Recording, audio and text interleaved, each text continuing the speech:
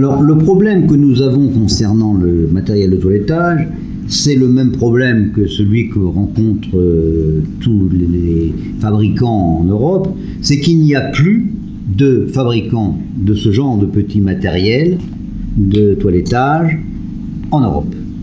Tout ce que vous allez pouvoir trouver vient soit de la Chine, soit des États-Unis. Vous pouvez encore trouver certaines choses comme les Jaguars qui sont fabriqués en Allemagne, mais tout le reste est fabriqué ailleurs qu'en Europe, et en tout cas ailleurs qu'en France.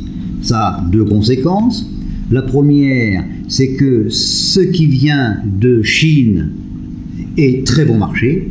On obtient des prix absolument extraordinaires. Et ce qui vient des États-Unis est relativement cher. D'abord parce que le coût de la main-d'œuvre est plus élevé et parce qu'il faut payer le transport.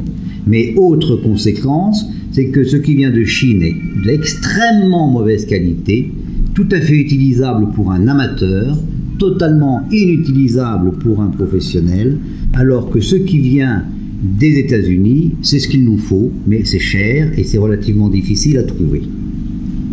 Que vous faut-il pour toiletter votre chien de manière professionnelle? Eh bien, avant tout, il vous faudra, ce pauvre chien, le démêler. Pour démêler un chien, la plupart des gens vous proposeront cet appareil que les fournisseurs appellent souvent une carde, à tort, ce n'est pas une carde, c'est une étrille. Eh bien, cet appareil, nous aussi, nous vous le recommandons, en vous disant que c'est l'appareil que vous utiliserez le plus rarement possible, car il ne permet pas de démêler, il arrache, il abîme la peau, il peut même blesser le chien. C'est un mauvais appareil qu'on utilise dans les cas désespérés. Les véritables instruments du démêlage, pour nous les professionnels, ce sont ces appareils que vous avez sous les yeux. Ceci s'appelle une brosse douce.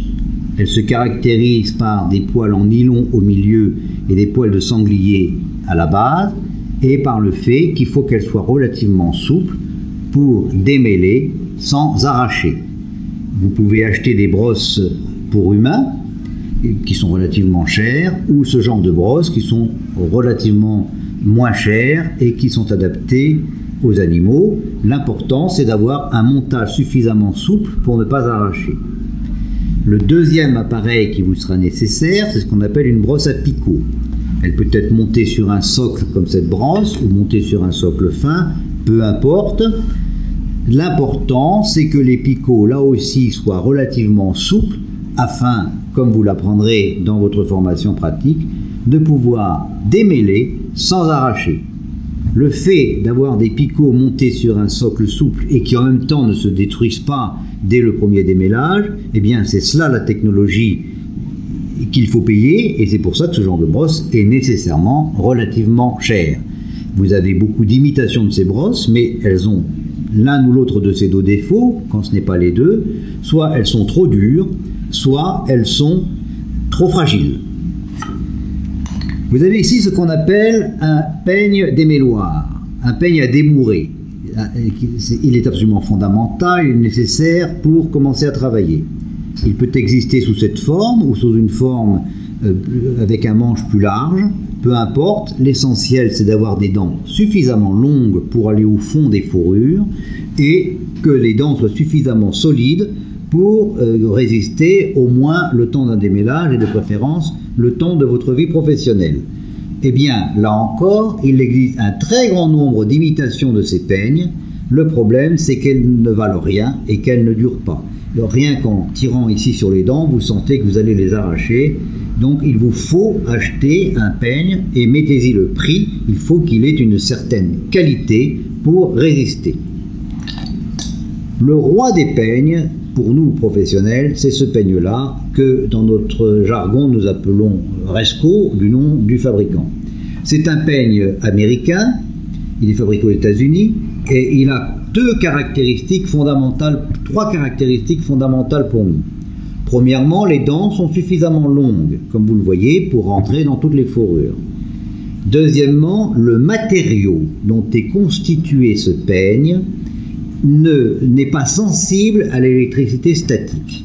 L'électricité statique est l'ennemi du toiletteur. Et les mauvais peignes faits en ferraille et en fer blanc ou en fer blanc ajoutent de l'électricité statique sur le poil des chiens et nous rendent notre travail terriblement compliqué. Ce peigne-là est quasiment insensible à l'électricité statique et nous permet donc de travailler facilement. Troisième caractéristique, nous avons deux peignes en un seul, puisque vous avez ici des dents larges, à espacement large, et là des dents à espacement resserré. Donc la longueur des têtes, et dernière caractéristique de ce peigne, c'est qu'il est très résistant. Pour la petite histoire, le peigne que vous voyez là sous vos yeux, le propriétaire de ce peigne doit l'avoir depuis une quinzaine d'années. Alors effectivement, il a une petite dent tordue ici, mais je l'ai au moins depuis 15 ans, et comme vous le constatez, il ne manque aucune dent.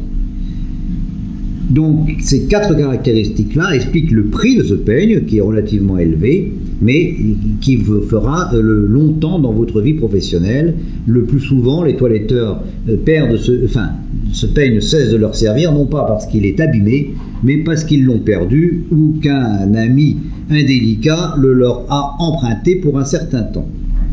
Dernier peigne nécessaire dans notre métier, c'est ce que nous appelons nous le peigne à défriser, le peigne fin aussi. Les dents sont fines ici, comme vous le voyez, et là aussi, vous apprendrez au cours de votre formation qu'on se sert de ce peigne en fin de démêlage, en fin de défrisage.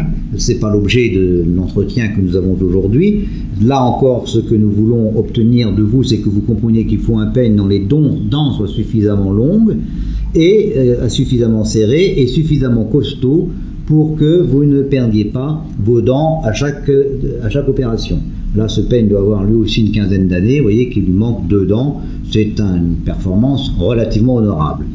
Là encore, les seuls bons peignes, malheureusement aujourd'hui, je dis malheureusement à cause de leur coût, viennent des États-Unis. Les peignes fabriqués ailleurs sont tous d'une qualité déplorable. Voici donc vos instruments du démêlage. Ils vous sont nécessaires pour une formation et pour un entraînement quel qu'il soit. Un peigne à débourrer avec des dents longues et suffisamment costauds. Une brosse dite à picot, à la fois souple mais résistante. Une brosse avec des poils de sanglier mélangés avec des poils de nylon. Un peigne Resco et un peigne à défriser.